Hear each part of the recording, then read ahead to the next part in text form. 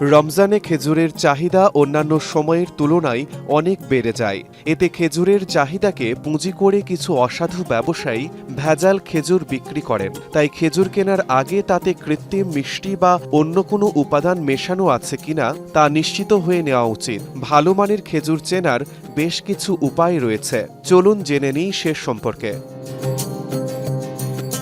ভালো মানের খেজুরের চামড়া সাধারণত একটু কুচকানো হয়, তবে শক্ত নয়। আবার উপরের চামড়াও বেশি নরম হয় না, তবে চকচকে ও উজ্জ্বল হয়। আর যদি খেজুরের গায়ে দানাদার কিছু কিংবা তেল বা পাউডার জাতীয় কিছুর উপস্থিতি দেখা যায়, তাহলে বুঝতে হবে সেটি ভেজাল, মানহীন কিংবা নিম্নমানের খেজুর। ভালো খেজুরে স্বাভাবিক মিষ্টতা থাকে, তা কখনোই বেশি আঠালো বা চিনি জমাট বাঁধা অবস্থায় থাকে না। যদি খেজুরের গায়ে চিনির দানা বা অতিরিক্ত আঠালো মিষ্টি ভাব দেখা যায়, তবে সেটি নিম্নমানের বা ভেজালযুক্ত হতে পারে।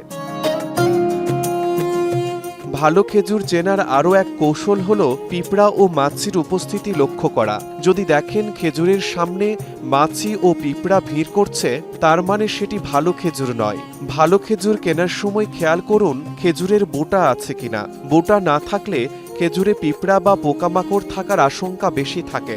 ভালো মানের খেজুর চিরে ফেললে দেখবেন ভেতরের অংশটা হালকা সাদা বা সামান্য বাদামি রঙের।